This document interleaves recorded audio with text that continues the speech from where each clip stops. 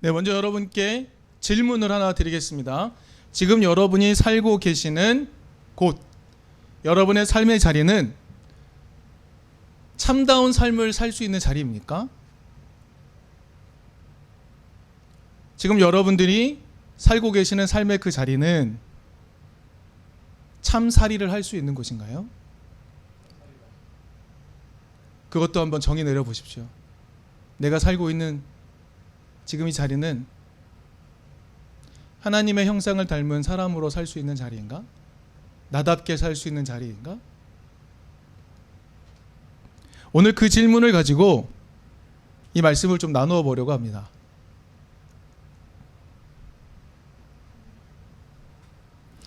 오늘은 먼저 간략하게 로마의 역사를 같이 살펴보면서 이야기를 좀 나눠 보려고 합니다. 기원전 8세기경에 이탈리아 중부 작은 마을에서부터 로마라는 제국으로 출발하게 될 작은 나라가 시작이 됩니다. 점점 강력한 군사력을 통해서 토지를 넓혀가고요, 성장해가고요, 그래서 왕정을 엽니다. 그리고 기원전 510년쯤 509년쯤에는요 이 왕정이 무너지게 되고요, 귀족들이 중심이 된 공화정이 열립니다.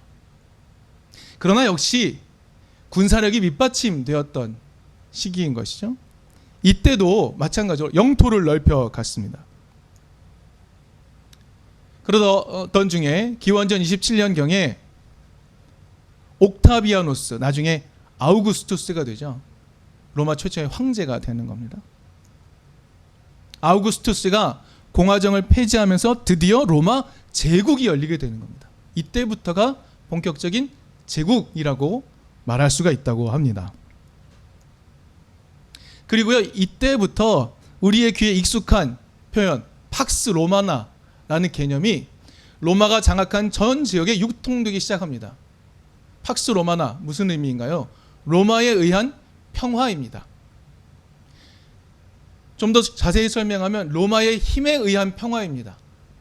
로마가 힘으로 너희들에게 평화를 줄 거야. 우리 말에 잘 복종하면, 우리에게 순종하면 우리가 너에게 평화를 줄 거야. 이게 팍스 로마나인 것이죠. 그런데요, 이 팍스 로마나를 유지하기 위한 가장 기본적 요소가 무엇입니까? 군사력, 힘입니다. 강력한 군사력. 로마에는요 이 군단이라는 편제가 있었대요. 군단. 군을 하나로 하는 게 아니라 좀 나누어서. 그런데 이 로마 군단 중에 제일 유명한 군단이 있습니다. 제10군단이라는 거예요. 이 10군단은요 옥타비아누스 이전에 카이사르, 우리가 많이 들었던 시저 카이사르가 만들었던 굉장히 중요한 부대입니다. 그런데요 이 부대가 130년 넘게 유지가 된대요. 여러분 시중에 보시면은요 로마 제10군단을 역사적으로 추적한 책들이 꽤 많이 있습니다. 그만큼 유명하다는 거죠. 로마 10군단은 전쟁에서의 활약도 대단했고 용맹했고 무시무시해서 이들에 대한 기록이 많이 남아 있었던 겁니다. 그만큼 로마 10군단은 굉장히 무섭고 두려운 군단이었죠. 그런데 중요한 것이 있습니다. 이 지도는요 로마 제국의 영토를 보여주죠. 여러분 보시기에 왼쪽은요 스페인 쪽은 잘려 있어요. 일부러 좀 확대하기 위해서. 로마의 제국 영토입니다. 분홍색, 이렇게 로마 제국의 영토인 거죠. 바로 이 지역으로 제10군단이 보내집니다. 이곳은 어디냐면요 예수가 태어나고 성장할 시기, 그때도 마찬가지였는데요 로마의 동쪽에서 로마 제국에게 가장 큰 두려움을 안겨주었던 제국이 파르티아 제국이었어요. 이 파르티아 제국이 넘어오지 못하도록 하기 위해서, 지도에서 보시면 알겠지만요 조기가 끊어지게 되면 지중해 안에 남부 유럽과 북부 이집트를 잇는 육로가 끊어지게 되죠. 저기는 굉장히 중요한 군사 요충지였습니다. 파르티아 제국으로부터 영토를 지키기 위해 가장 강력한 제10군단이 저곳으로 보내지게 되는 겁니다. 근데 여러분, 우리가 성경을 읽다 보면 헤롯 대왕이 나오고요, 헤롯 아켈라오가 나오고 헤롯 되게 많이 나오죠. 네, 예수님이 태어나던 시기에 헤롯은 헤롯 대왕입니다. 아버지 왕. 예수가 태어나고 얼마 안 돼서 헤롯 대왕은 죽고요, 헤롯의 아들들이 땅을 나누어서 분봉왕, 그 땅을 나누어 다스리기 시작합니다. 유대 지역을 다스렸던 왕이 헤롯 아켈라오라고 되어 있어요. 그런데요, 헤롯 아켈라오가 너무나 잔인한 거예요. 그래서 로마가 헤롯 아켈라오에게 유대 지역을 못 맡기겠어. 그래서 그 유대 지역을 총독이 관할하기 시작하는 겁니다. 그래서 우리에게 익숙한 빌라도 총독과 같은 총독이 파견되어 오는 거죠. 그 시기가 굉장히 혼란스러웠겠죠. 헤롯 아켈라오에서부터 총독으로 전환되는 시기 굉장히 혼란스러웠을 겁니다. 그래서 이 유대 지역, 예루살렘, 여기 밑에 노란색 있는 이 지역이 굉장히 혼란스러웠던 거예요. 그래서 제10군단이 저곳으로 파병되었습니다. 여러분, 경로를 한번 보시겠어요? 제10군단이 원래 배치되어 있던 지역에서 유대 지역으로 가는 길 사이에 무엇이 있습니까? 빨간 원이 무엇입니까? 거라사입니다. 오늘의 이야기가 펼쳐지는 거라사입니다. 거라사는 갈릴리 호수 동쪽에 위치하고 있습니다.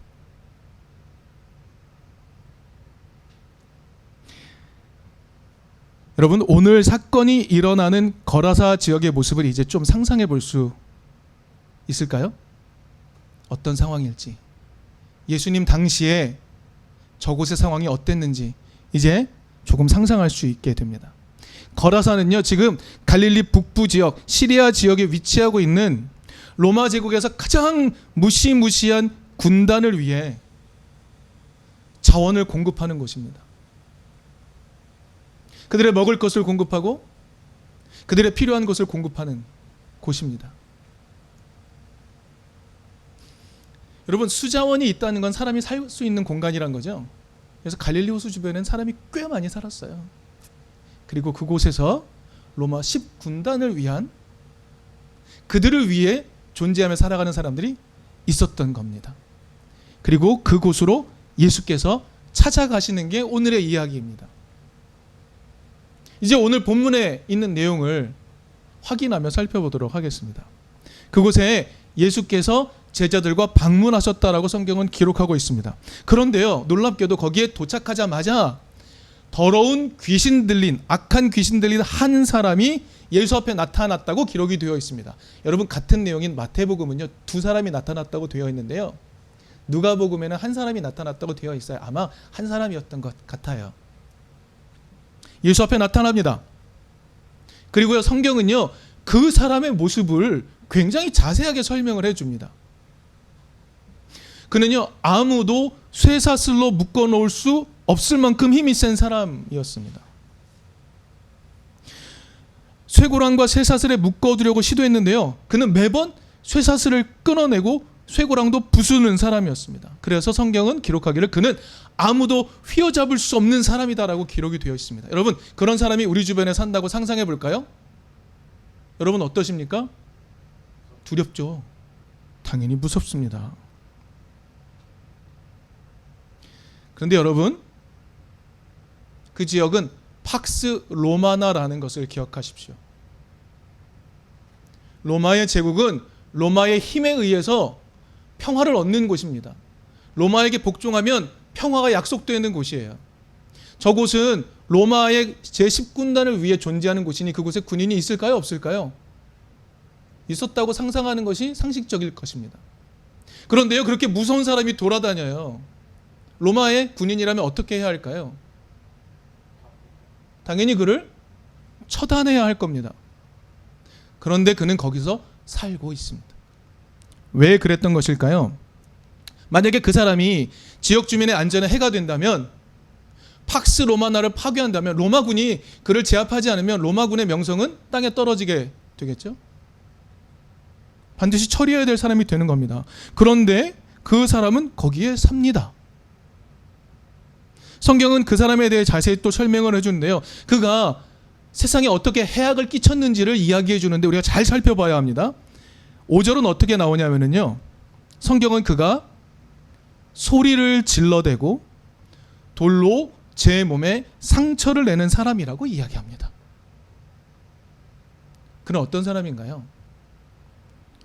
다른 사람을 공격하는 사람인가요?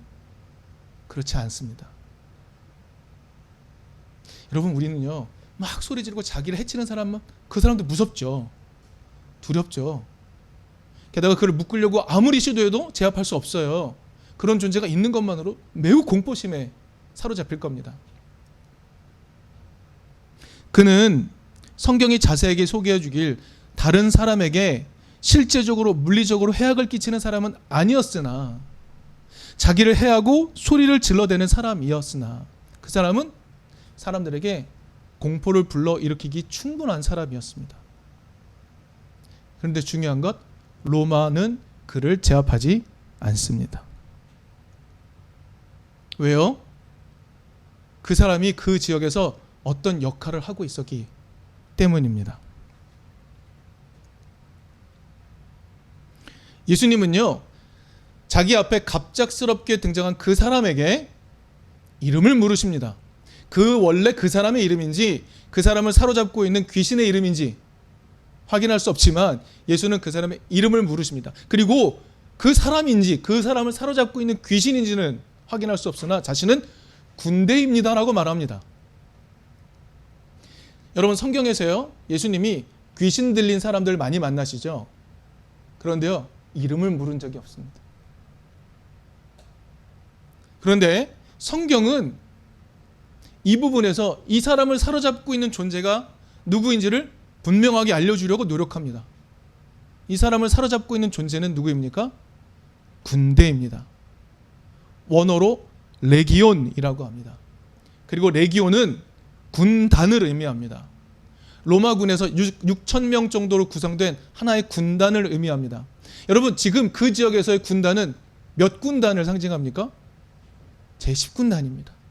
가장 무시무시한, 로마 제국을 지키기 위해 파르티아랑 싸워도 결코 밀리지 않을 만큼 강력한 군단, 제10군단 레기온입니다. 여러분, 분명하게도 그 사람이 자신의 이름을 레기온이라고 말합니다. 다시 한번 확인합니다. 그것은요, 자신의 가까이에 있는 로마 제10군단의 세력 아래 자기가 있다는 것을 의미하는 겁니다. 그리고 또 하나, 그의 이름이 레기온인 것은요, 그 한 사람이 그 지역 사람들에게 레기온 역할을 했음을 의미합니다. 그 사람이 레기온으로서 그 지역 사람들에게 공포감을 심어주고 두려움을 심어주면서 통제를 했다는 것을 의미합니다. 그랬기에 로마가 그를 놔두었던 것이죠. 여러분, 그 사람은요, 왜 귀신 들린 사람처럼 자신을 해하며 살게 되었을까요? 왜 정신을 놓은 사람처럼 살게 되었을까요? 여러분, 아마 그 사람은요, 레기온에 의해서 심각하게 폭력을 당한 사람이었을 겁니다. 레기온에 의해 가족을 잃고 혼자 된 사람이었을 겁니다. 수 없는 폭행을 당하느라 정신줄을 놓아버린 사람이었을 겁니다. 모든 가능성이 제거당한 사람이었을 겁니다. 여러분, 지금 그 사람은요, 거기에 존재합니다. 그런데 지금 그 사람이 살 수 있는 자양분이 뭡니까? 분노, 슬픔입니다. 그것을 자양분으로 삼고 레기온으로 살아가고 있는 사람입니다. 여러분, 그 사람에게, 그곳에 살고 있는 그 사람에게 다른 참다운 삶 주어진다면 그 사람 살 수 있을까요? 살 수 있을까요? 여러분, 오늘 성경 뒤에 나오는 내용은요, 그 사람이 레기온을 벗어나도 살 수 있음을 보여줍니다. 마가복음 5장 19절, 18절, 19절, 20절을 보면요, 귀신이 나아간 그 사람의 모습이 이렇게 등장합니다. 예수와 함께 있게 해달라고 애원합니다. 그러나 예수께서는 허락하지 않으시고 그에게 말씀하십니다. 네 집으로 가서 가족에게 주님께서 너에게 큰 은혜 베푸셔서 너를 불쌍히 여겨주신 일을 이야기하여라. 너에게 삶의 자리를 회복시킨 것을 이야기해 주어라. 너가 새로운 삶을 살 수 있게 된 것을 이야기해 주어라 라고 말씀을 하세요. 그는 떠나가서 예수께서 자기에게 하신 일을 데가볼리에 전파하였다. 그리하니 사람들이 다 놀랐다라고 기록합니다. 그 사람은 그곳을 떠나 레기온으로 살지 않아도 살 수 있습니다. 참다운 삶을 살 수 있습니다. 그러나 그 사람은 지금 레기온으로 사는 것 밖에는 다른 상상을 할 수 없습니다. 분노로 자신을 갉아먹으며 세상의 권력을 위해 자신보다 약한 자들을 공포로 밀어넣으면서 겨우 존재감을 느끼며 살아가고 있는 그 사람, 그 사람에게 그 장소, 굉장히 중요한 곳입니다. 성경은 그가 무덤 가운데 살았다라고 말합니다. 죽은 사람들 가운데 사는 그 장소가 그에게는 참살이 장소인 거예요. 불쌍하지요? 그렇기에 그가 예수께 요구한 것이 무엇인지 우리는 살펴보아야 합니다. 그가 예수께 뭐라고 이야기했죠? 그곳을 떠나면 살 수 없다고 생각한 그 레기온, 그 사람은 어떻게 이야기했죠? 예수께 그 지역, 그 동네, 원어로 보면 코라라고 되어 있어요. 그 코라라는 표현은요, 좀 좁은 지역을 의미하는 것 같아요. 좀 좁은 지역, 범위가 좁은 지역. 그 지역, 그 동네에서 내쫓지 말아달라고 애원합니다. 하나님, 주님, 저 이 자리를 떠나면 살 수 없어요. 저 이곳에서 밖에 살 데가 없어요. 쫓아내지 말라고 말하죠. 굉장히 수동적이고 소극적이지만 굉장히 강력하게 이야기합니다. 지금 그 사람은요, 자기를 사로잡고 있는, 자기의 존재가 되어버린 그 레기온을 떼어버리면 새롭게 살아갈 수 없다고 생각하고 있는 거예요. 그렇게 쇠뇌당하며 살아왔습니다. 그 순간에 그 사람은 내가 이 모습이 아니면 살 수 없다라고 계속 생각하며 살아가고 있는 겁니다. 그곳에서의 그 사람의 모습, 여러분, 그게 참 삶인가요? 그런데 그 사람은 나는 이렇게밖에 살아갈 수 없어라고 생각하고 있는 겁니다. 그게 전부인 겁니다. 그는 레기온에게 사로잡힌 채로 살아가는 것, 그 삶을 벗어나는 것, 그래서 심히 두려워하고 있는 거죠. 근데 여러분, 성경은요, 오늘 본문은 곧바로 이 레기온에 의해서, 군단에 의해서 보호받으며 사는 또 다른 세력들을 소개하고 있습니다. 어떤 사람들이냐면 2,000마리가 넘는 멧돼지 떼들을 치며 살아가는 사람들입니다. 여러분, 중요한 게 한 가지 있더라고요. 이 제10군단에 여러 상징물이 있는데 그 중에 하나가 뭐냐면 멧돼지입니다. 여러분, 저돌적이다라는 표현 아시죠? 이게 어떤 의미이죠? 돼지 젖자, 돌격할 때 할 때 돌자. 돼지가 달려가는 모습입니다. 돼지가 달려갈 때 앞뒤 생각하지 않고 무조건 덤벼드는 겁니다. 그래서 여러분, 멧돼지가 무섭다고 말하잖아요. 멧돼지 부딪히면 사람이 죽습니다.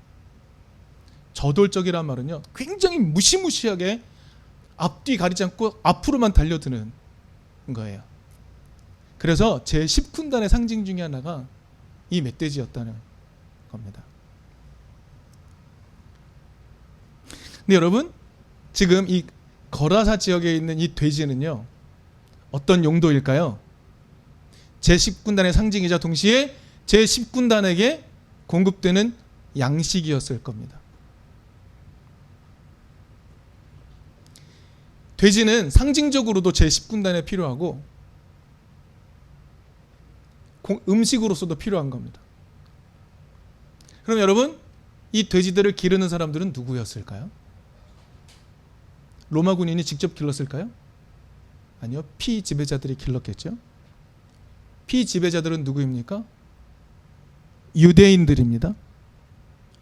유대인들에게 돼지는요, 율법으로 금지되어 있는 동물입니다. 그런데요, 그들은 율법이 금하는 돼지를 키워서라도 로마 군단에 필요한 것을 공급하면서라도 재산을 얻는 사람들이었을 겁니다. 수많은 재산들, 수천 마리가 넘는 돼지를 기르면서 재산을 채워가던 사람들. 율법 상관없어. 하나님의 뜻 상관없어. 나에게 재산을 벌어줄 수만 있다면 로마에도 굽신거릴 수 있어. 그렇게 말하며 살아갔던 존재들. 그들에게 레기온은 어떤 존재였을까요? 그들의 보호자입니다. 레기온은 그들을 보호해주는 존재였던 겁니다. 동시에 재산을 불려주는 존재들인 거죠.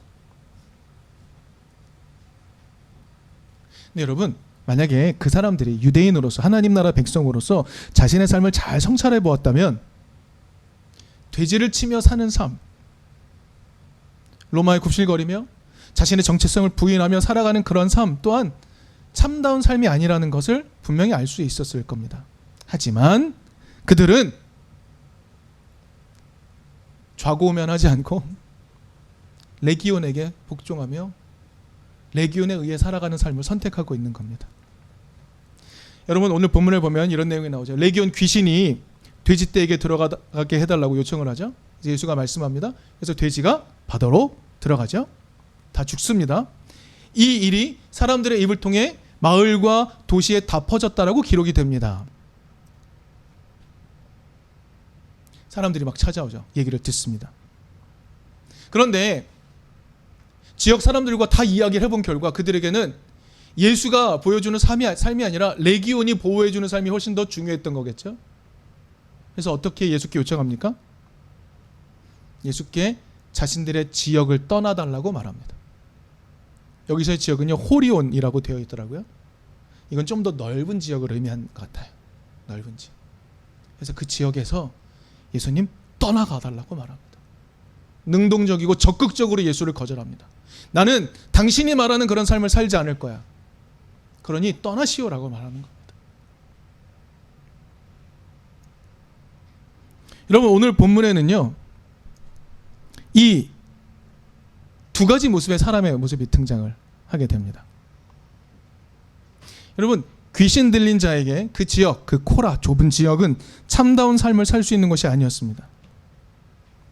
그리고 돼지를 통해 먹고 사는 것을 해결했던 사람들에게 그 지역, 호리온, 그 지역 또한 참다운 삶을 살 수 있는 것이 아니었습니다. 두 부류의 사람 다 레기온이 아니면 살아갈 수 없는 겁니다. 폭력이 유지되지 않으면 살아갈 수 없어요. 힘이 아니면 살아갈 방법을 찾을 수 없는 겁니다. 힘의 방식으로 작동되는 세상에서만 살 수 있어라고 생각하며 살아가는 사람들에게 지금 그들이 살고 있는 그 삶은요, 참다운 삶이 아니죠. 그런데 그들은 그렇게 살 수밖에 없다고 생각하며 살아가고 있습니다. 힘에 의존하며 살아가는 삶은 참다운 삶이 아닙니다. 여러분, 오늘 성경은 이런 장면을 보여주죠. 성경은 예수가 그곳에 등장하자마자 그 레기온이 두려워 떨었다라고 알려줍니다. 그리고 스스로 예수에게서 도망쳐 사라져버립니다. 예수가 등장하자 레기온이 사라집니다. 예수, 하나님의 사랑을 담지한 사랑과 자비의 화신, 그 예수가 등장하자마자 레기온이 사라진다라는 것을 오늘 성경은 보여주고 있는 겁니다. 여러분, 예수는요, 레기온을 근거로 살아가는 거짓된 삶에서 벗어나게 하시는 분이라는 거죠. 오늘 우리를 둘러싸고 있는 힘이 지배하는 이 세상 속에 그래 힘을 숭배하며 돈을 숭배하며 살아가는 오늘 우리에게도 똑같이 찾아오셔서 너희에게 사랑과 자비 하나님을 소개한다. 사랑과 자비의 삶을, 그 거룩의 삶을 살게 되면 참다운 삶을 살 수 있어 라고 말씀해 주시는 거예요. 여러분, 이들의 삶의 자리가 바뀌나요? 아니요. 우리가 살고 있는 이 자리는 바뀌지 않죠. 그러나 예수의 삶을 살게 되면 참 삶을 살 수 있게 되는 겁니다. 여러분, 오늘 우리도 마찬가지입니다. 레기온이 없으면 살아갈 수 없다고 생각하며 우리는 거짓된 삶을 꾸역꾸역 살아가고 있습니다. 오늘 우리도 마찬가지입니다. 레기온이 없으면 살 수 없다고 우리는 이 삶을 정말 아닌 것 같은데 꾸역꾸역 살아갑니다. 다른 거 시도해볼 용기가 나지 않아요. 예수님, 저를 내쫓지 말아주세요. 저를 이 세상에서 여기서 떠나라고 말씀하지 말아주세요. 저 여기서 살 수밖에 없거든요. 라고 말하는 소극적 거절자. 예수님, 가세요. 주님 찾아와 문을 두드리며 함께 먹고 마시며 하나님 나라 살자 하시지만 가세요. 예수님이 여기 있으면 내 삶만 힘들어져요. 적극적으로 예수를 거절하는 이 모습이 오늘 우리 삶에 그대로 다 녹아 있는 겁니다. 그러나 오늘 성경은요, 사랑과 자비로 찾아오신 예수를 만나면 레기온을 벗어날 수 있다라는 것을 보여줍니다. 예수의 삶과 가르침, 우리로 하여금 지금 이곳에서 참 삶을 살 수 있도록 바꾸신다는 것을 보여줍니다.